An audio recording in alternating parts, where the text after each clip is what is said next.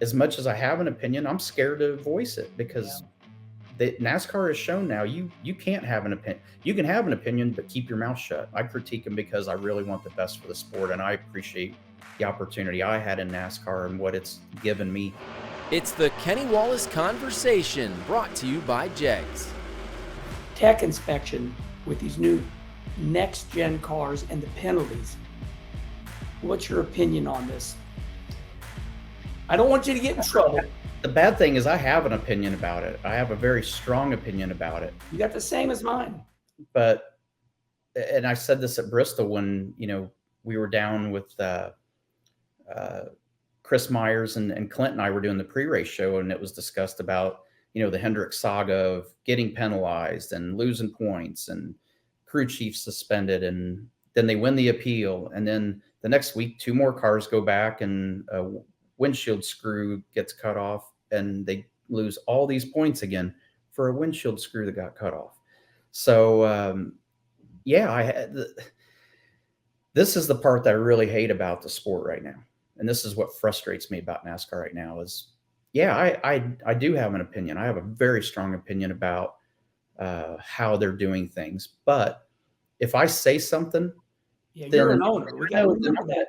Then it's going to cost me money. It's going to cost me points. Yep. It's going to hurt my drivers. It's going to hurt my organization. And so, as much as I have an opinion, I'm scared to voice it because NASCAR has shown now you can't have an opinion. You can have an opinion, but keep your mouth shut is basically the moral of the story. So let me say it, and I don't want you to answer, because one thing we want to remind everybody is that you are a NASCAR owner, and I think we all lose sight of that because you announce the races, you drag race. You got Donnie Schatz in the World of Outlaws. You do so much good for motorsports throughout the world. Tony, thank you for doing that. But I want to say this. Kyle Petty said it exactly right. He says, when Daddy, people in the South call their dads Daddy, when Daddy raced, when it was Lee Petty, Kyle Petty, Richard Petty, all the Pettys, he said, when we went to the racetrack, it was us against them. So my opinion is this. Look, we're coming to the racetrack. Here's my car. Jack it up. Do whatever you want. We're going to go through inspection as many times as you want at this racetrack. But I paid $500,000 for this car, or $450,000, whatever it is. And when I leave, it's my car. I don't think it's right to continue inspection when you leave the facility. Because I've given you all hey, listen, we can find anything wrong with your house if I go to your house. Mm-hmm. Hey, Tony M. Joyce, So if you're going to take my race car and study it, that's not right. You inspected it at the racetrack when we unloaded, before qualifying, before the race. I beat you. The end. I feel comfortable with this because I've said it before. Okay, you're saying it. and you remember this when I started, and when you had already been in the sport for a little while. When I started, there were 2 guys in the tower that had a stopwatch in each hand. 2 guys, a total of 4 stopwatches to sit there and time 43 cars on pit road for pit road speeding. Correct? You're all 100% right. If you or I pissed off NASCAR the week before, or we got under their skin or ruffled their feathers, guess what happened the very next week? Got a pit road speeding penalty. 100%. And that's how NASCAR kept the etiquette and kept the drivers in line and kept control. And we all understood that. Yep. And it was like, yeah, we get it. And on top of that, if you really went overboard, they'd call you to the trailer and have a talk with you, and they would explain why they have to do things the way they do. And I don't want this to sound like a bash session against NASCAR, because no, you're not. They have the hardest job in motorsports to control all this. So now we're in an era where they've kind of backed themselves in a corner a little bit. Now you got all this gambling and betting on the sport.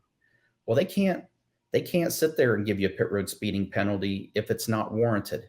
If you didn't do it, they can't charge you for a pit road speeding penalty like they used to. Now you changed the outcome of the game if you did. Now you've changed it, and you're controlling the sport from that standpoint and screwing up the betting. So they don't do that anymore. There's no debris cautions where somebody threw a water bottle out and it's clear against the inside wall and they want a caution because they want to bunch the field up. They literally cannot do that anymore. Yeah. So now if you're NASCAR, how do you control everything afterwards? And how do you control Kevin Harvick's mad and he's talking about the cars are unsafe and they're talking about this procedure screwed up and that. How does NASCAR then keep these guys under control? They take their cars back to the shop and they find it. They tear it down, just like you said, my house. They tear it down till they find something they don't like. And every car is going to have something that they can find. So that's their way of controlling it. Yeah. So with that, again, it's again why it's like the inspection process and this and that. Man, the disco room and the lasers and all that to scan it, the technology involved in that and how good a job NASCAR has done to control that is amazing. It's phenomenal. The Hawkeye system, they had to figure all that out and figure out how to control all this. NASCAR's done an amazing job from that standpoint. But I agree with you. To sit there and be upset because somebody said something, the Denny Hamlin case is a perfect example. He gets on his podcast a day or two later and says what he says. Well, what's the statute of limitations? Yeah.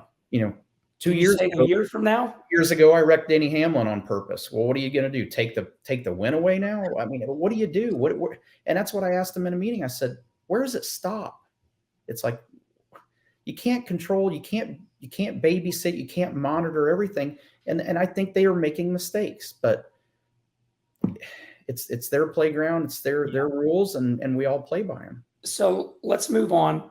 That way I can keep you and me out of trouble because I constantly live in a state of trouble. It's just how little or big is it getting? My brother Rusty says, Herm, I watch all that stuff you do. He says, you push it just far enough. Like, well, let me know if I go over the line. So, hey, like I said, I just want everybody to understand.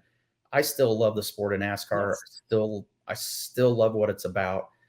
There's just some growing pains with the new car, and there's some things that I feel like they've kind of got down a check on, but it's not for us to judge that. It's their game, and they always have said, and I remember Brian France saying, if you don't like it here, you don't have to be here. You can leave at any time. The sport was here before you got here, and it'll be here long after you leave. And he was absolutely right. But at some point, they all have to realize too that we're all working together to make it better. Yeah, that reminds me of when I interviewed, we talked to Jonathan Davenport at Bristol for that NASCAR race day show, came back. And I said, Jonathan, I want to de-bullshit this. I said, it's dirt fans hate NASCAR. I said, you're here to run the cup race. Do you hate NASCAR? He says, Kenny, this is a dream come true. All dirt racers love NASCAR. This is the biggest moment of my life, my career. So you're right. You can do whatever you want to do. You don't have to run NASCAR, but everybody wants to. The thing about the dirt community, because I have a sprint car series, I have a sprint car team. Hey, you have the series too. I forgot about that. Yeah. I've got a car that runs World of Outlaws. The mistakes that NASCAR are making are very transparent, and everybody in the industry, and it's like NASCAR doesn't realize the lower, they would consider the lower levels of motorsports, the grassroots level. Look at NASCAR different than they did 10 years ago and 20 years ago. I mean, absolutely, it's every driver's dream to be a NASCAR driver at some point. But then you'll pull in, you and I both do this. We pull into a dirt track and people come over and go, what the hell was NASCAR thinking? Oh, they hate NASCAR. Listen to it nonstop. And you can't penalize me for that. Yeah. If my cars end up at Tech next week because I said that, they're penalizing the wrong guy. They're making the mistakes, and they've got to somewhat get themselves back in check. Tony, I spend all the time at the dirt tracks trying to, help NASCAR and have these dirt fans go, look, I know you're upset, but NASCAR is awesome. And I spend my whole dirt racing career doing that. So let's move on. I want you to tell me if this is a rumor or not. So the new car, it was said that Rick Hendrick, Roger Penske, Jack Roush, Richard Childress, all the top car owners, I want you to tell me if this is true or false. They went to NASCAR and they said, because you're an owner, they said, save us because we're spending so much money molding these cars. Just let us get a car so we can get rid of, and we got so many employees, it's killing us. Is it true? I'm not saying you, but did all the owners in NASCAR ask for this next gen car? Absolutely. I mean, Wow.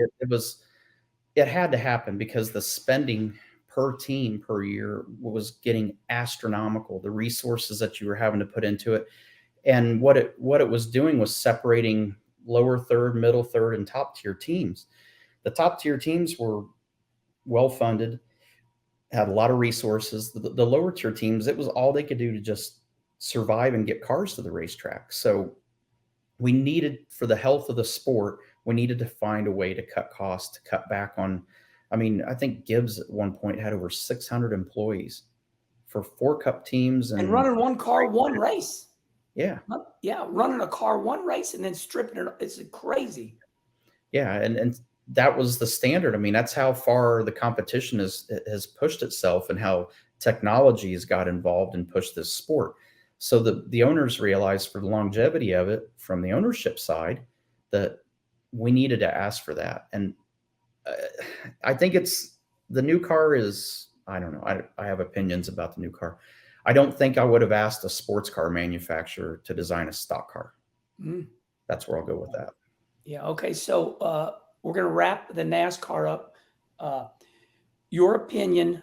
So I asked Austin Dillon, I said, Austin, why are you all beating the hell out of each other? He goes, Kenny, he says, years ago, we knocked the radiator out. You couldn't do it. He goes, they got these things so strong. They're like German tanks.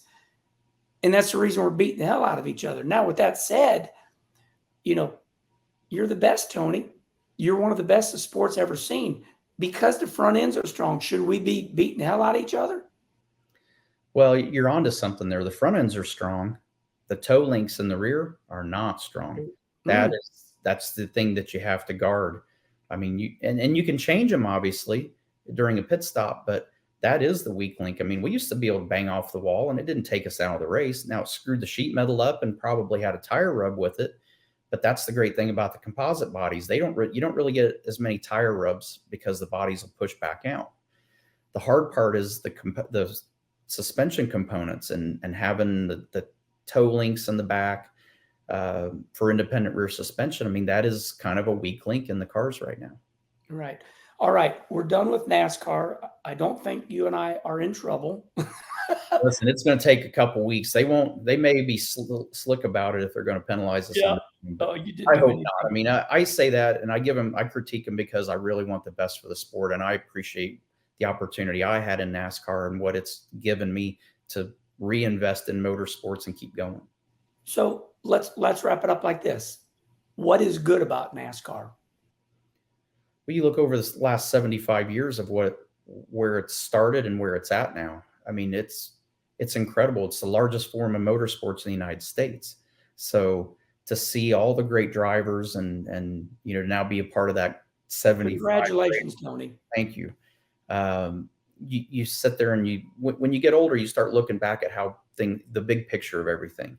And you look at what Bill Sr. did and what Bill Jr. and Brian and now Jim France and Ben Kennedy.